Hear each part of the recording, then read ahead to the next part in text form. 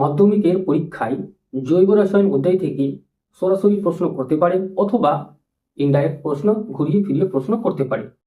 তাহলে অবশ্যই আমাদের জৈব রসায়ন অধ্যায় থেকে কিভাবে প্রশ্ন এসেছে প্রিভিয়াস ইয়ারে সমস্ত কিছু দেখতে হবে। যেমন ওরা কি করতে পারে, সরাসরি প্রশ্ন দিতে পারে। যে সমস্ত প্রশ্ন বলা হচ্ছে মাধ্যমিক 2025-এর জন্য গুরুত্বপূর্ণ আছে। যেমন সরাসরি প্রশ্ন হচ্ছে জৈব যৌগ ও জৈব যৌগের মধ্যে পার্থক্য, ইউপেক নামকরণ করতে বলতে পারে। যেমন ধরে নাও CH3 CH2OH, ইউপেক নামকরণ করতে বলতে পারে। কার্বন ব্ল্যাক কি, অ্যাসিটিক অ্যাসিড, ইথাইল অ্যালকোহলের ব্যবহার, জৈব ভঙ্গুর, জৈব অভঙ্গুর বলতে কি বুঝো সেটাও, কার্যকারী গ্রুপ বলতে কি বুঝো সেটা, এলপিজি সিএনজি এর ব্যবহার, ডিনেচার্ড স্পিরিট অথবা রেক্টিফাইড স্পিরিট বলতে আমরা কি বুঝি, পলিথিনের প্রস্তুতি, পিভিসি অথবা টেফলনের ব্যবহার। এই সমস্ত কোশ্চিন হচ্ছে সরাসরি কোশ্চিন, ডাইরেক্ট কোশ্চিন। আবার ধরে নাও অ্যাসিটিক অ্যাসিডের সঙ্গে সোডিয়াম হাইড্রোক্সাইড অথবা সোডিয়াম বাইকার্বনেটের বিক্রিয়ায় কি ঘটে, সমীকরণ সহ লেখো। এই প্রশ্নের উত্তর আমরা দেখবো, ভালো করে বুঝবো। তারপরে ধরে নাও C2H6O, এখান থেকে দুটি জৈব যৌগ পেয়ে থাকি। এগুলো হচ্ছে একটু ইনডাইরেক্ট প্রশ্ন, বিভিন্নভাবে করতে পারি, এটাও আমরা দেখব। এবং AB দুটি করে কার্বন পরমাণুযুক্ত অসম্পৃক্ত হাইড্রোকার্বন আছে। এই প্রশ্নটাও আগে করানো হয়ে গেছে, তবুও আমরা এই প্রশ্নকে এখানে সলভ করব। এটাও কি আছে, একটু ঘুরিয়ে প্রশ্ন দিয়েছে। তাহলে তোমরা বুঝতে পারলে কিভাবে প্রশ্ন এসেছে মাধ্যমিকের পরীক্ষায়। চলো আমরা দেখে নিচ্ছি আজকের প্রথম প্রশ্নের উত্তর। মনে করো মাধ্যমিক 2025-এ জৈব যৌগ চ্যাপ্টার থেকে অর্থাৎ জৈব রসায়ন অধ্যায় থেকে সরাসরি প্রশ্ন দিয়েছে অ্যাসিটিক অ্যাসিডের সঙ্গে সোডিয়াম হাইড্রোক্সাইড অথবা ধরে নাও সোডিয়াম বাইকার্বনেটের বিক্রিয়ায় কি ঘটে, সমীকরণ সহ লেখো। দেখে নিচ্ছি আমরা। অ্যাসিটিক অ্যাসিডের সংকেত হচ্ছে CH3COOH।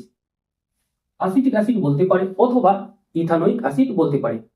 এটি অ্যাসিটিক অ্যাসিড অথবা ইথানোয়িক অ্যাসিড, প্রত্যেকের সংকেত কি আছে, CH3COOH, দুজনই একই আছে।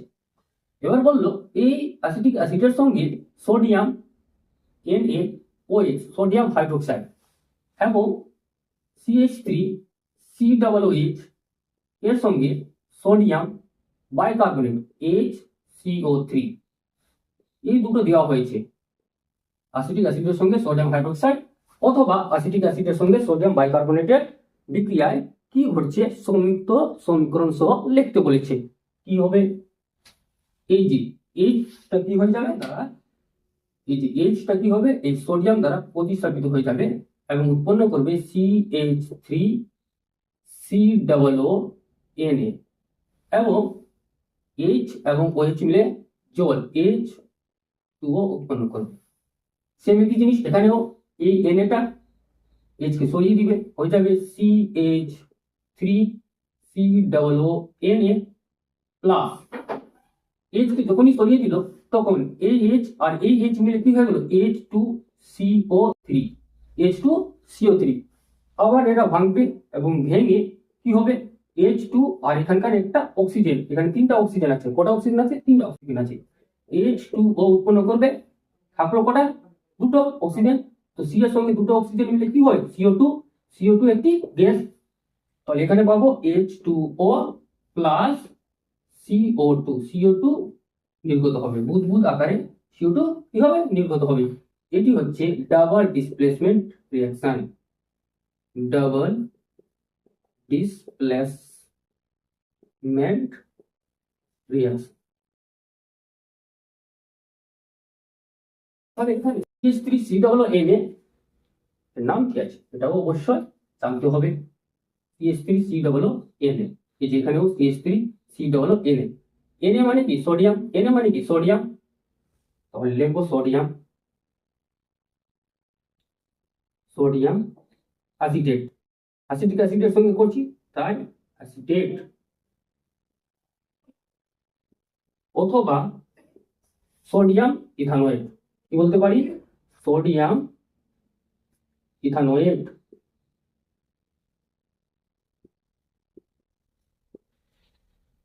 যদি সরাসরি প্রশ্ন দিই, প্রশ্নের উত্তর এইভাবে লিখবো। বিক্রিয়ার সমিত সমীকরণ দিয়ে দেওয়া হয়েছে বাস এই জিনিসকে কি করতে হবে, নিজের ভাষায় ভালো করে গুছিয়ে লিখতে হবে। আশা করছি তোমরা বুঝতে পারলে। দেখে ওনারা প্রশ্ন সেট করলো যে C2H6O এই একটি জৈব যৌগ, এই জৈব যৌগ থেকে দুটি জৈব যৌগ তৈরি হয়। সেই দুটি জৈব যৌগের নাম লিখতে বলেছে। কিভাবে বুঝবো এ যৌগটি কোনটি এবং বি যৌগটি কোনটি? অর্থাৎ এই জৈব যৌগ থেকে যে দুটি জৈব যৌগ আমরা পেয়ে যাব সেটা কিভাবে পাবো? কিভাবে পাবো? এখানে কার্বনের সংখ্যা হচ্ছে 2, কিন্তু এখানে অক্সিজেন কটা আছে? অক্সিজেন কটা আছে? একটাই আছে। যদি অক্সিজেনের সংখ্যা দুটো থাকতো তাহলে কোথায় যেতাম?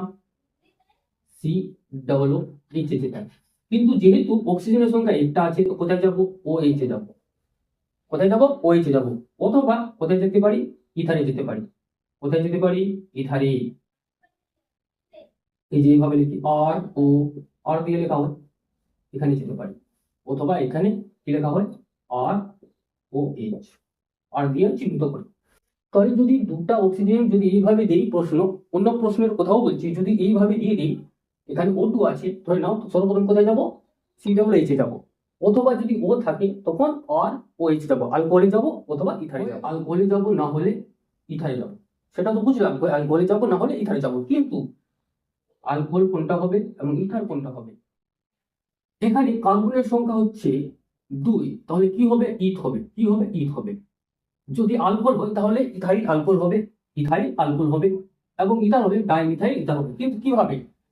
কি কি ফর্মুলা জানি? CnH2n+2 আলকিনের সংকেত, CnH2n আলকিনের সংকেত, তারপরে CnH2n-2। এই ফর্মুলায় যখনই n এর ভ্যালু বসানো হচ্ছে, n ইকুয়াল টু কত হয়ে যাবে? 2 হবে। কার্বনের সংখ্যা 2, অর্থাৎ n এর ভ্যালু হয়ে যাবে 2। এই ফর্মুলায় যখনই ফেলা হচ্ছে তাহলে C2 হয়ে গেল n ইকুয়াল টু 2, এবং H2 ইন্টু 2 প্লাস 2 C2H6। কি পেয়ে যাচ্ছি? C2H6। C2H6 পাচ্ছি, অর্থাৎ একে যদি ভালো করে লেখা হয় তাহলে কি লিখতে পারবো? C2H5OH। কি পেয়ে গেলাম? অ্যালকোহল পেয়ে গেলাম। এবং CH3 ইথার কিভাবে লিখবো? CH3 বলবো বন্ড CH3, এটা কি হয়ে যাবে? ইথার। তাহলে ইথাইল অ্যালকোহল হয়ে গেল, যেহেতু কার্বনের সংখ্যা 2, তাহলে ইথাইল অ্যালকোহল হয়ে গেল এবং ডাইমিথাইল ইথার হয়ে গেল। আশা করছি তোমরা বুঝতে পারলে। CH3 CH2OH প্লাস কি? সোডিয়াম। কি হবে? রিঅ্যাকশনটা কি হবে? CH3 CH2ONA হয়ে যাবে। এই সোডিয়ামটা কি করবে? হাইড্রোজেনকে প্রতিস্থাপিত করে দেবে। CH3 CH2ONA প্লাস কি উৎপন্ন হবে? Hydrogen gas. প্লাস কি উৎপন্ন হবে? Hydrogen gas. কিন্তু CH3OCH3 plus sodium dimethyl ether, এর সঙ্গে সোডিয়ামের কোনো রিঅ্যাকশন হয় না, কোনো বিক্রিয়া হবে না। আশা করছি তোমরা বুঝতে পারলে। যদি এই রকমের কোনো প্রশ্ন আসে মাধ্যমিক 2025-এ, তাহলে আমরা ছেড়ে আসবো না। তোমাদের যদি ভিডিওটা ভালো লেগেছে, ভিডিওটা ভালো লাগছে, তাহলে তোমরা অবশ্যই একটা লাইক করবে, কমেন্ট করবে এবং বন্ধুদের সাথে শেয়ার করবে। এবং সাথে যে সমস্ত ছাত্রছাত্রী এবার ক্লাস 9 থেকে ক্লাস 10-এ উঠেছে তাদেরও শেয়ার করবে, যাতে তারাও এখন থেকে অবগত হয়ে যেতে পারে মাধ্যমিকের জন্য। দেখে নাও।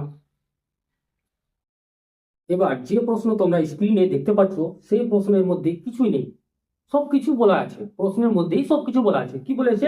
এ এবং বি দুটি করে কার্বন পরমাণু যুক্ত অসম্পৃক্ত হাইড্রোকার্বন। অসম্পৃক্ত হাইড্রোকার্বন মানে হয় ডাবল বন্ড থাকবে, দ্বিবন্ধন থাকবে কার্বন কার্বনের মধ্যে, না হলে ত্রিবন্ধন থাকবে।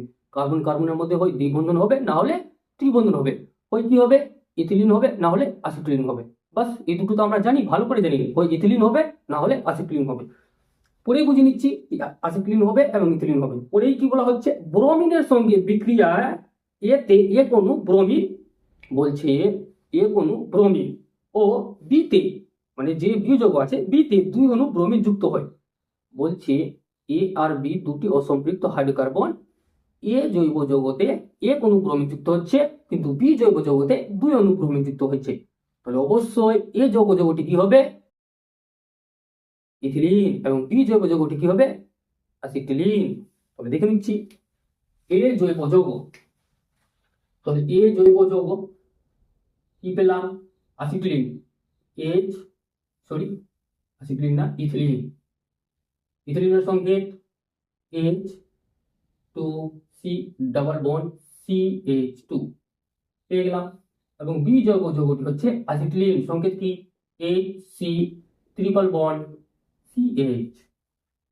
প্রশ্নে বলেছে যে ইথিলিন অর্থাৎ এই জৈব যৌগের সঙ্গে কোনো ব্রোমিন যুক্ত করা হচ্ছে। কোনো কি যুক্ত করা হচ্ছে? Bromine, H2C double bond CH2।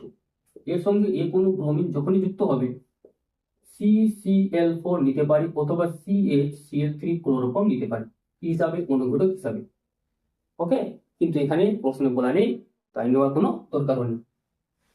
কোনো ব্রোমিন যখনই যুক্ত হচ্ছে তখন কার্বনের মধ্যে যে ডাবল বন্ড আছে এই ডাবল বন্ডটা ভেঙে যাবে আর ভেঙে সিঙ্গেল বন্ড তৈরি হবে। যেহেতু কার্বনের একটা হাত ফাঁকা হয়ে গেল আর এই কার্বনেরও একটা হাত ফাঁকা হয়ে গেল, তাহলে Br2 এর Br লেগে যাবে, হয়ে গেল। কি পেয়ে যাবো? ইথিলিন ডাইব্রোমাইড।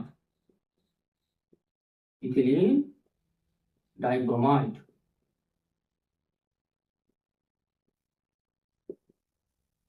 আশা করছি তোমরা বুঝতে পারলে।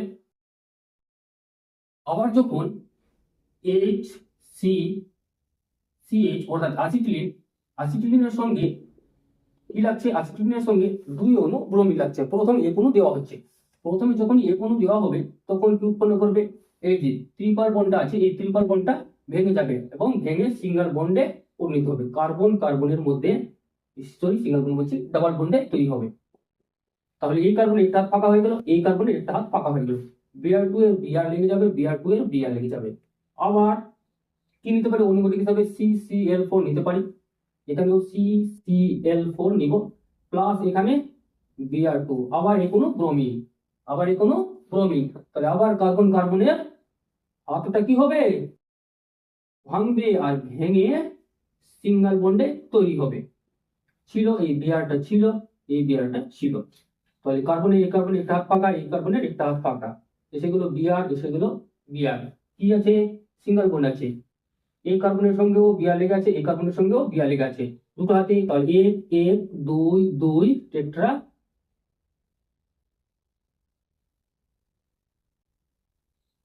টেট্রা ব্রোমো ইথেন উৎপন্ন হবে। টেট্রা ব্রোমো কি হলো? ইথেন। 2 অণু লেগেছে, এখানে এক অণু Br2 ব্রোমিন, এখানেও এক অণু Br2 মিলে 2 অণু Br2 হয়ে গেল। সরাসরিও আমরা এখান থেকে এটা প্লাস করে ডাইরেক্ট এটা দেখাতে পারি। আশা করছি তোমরা বুঝতে পারলে।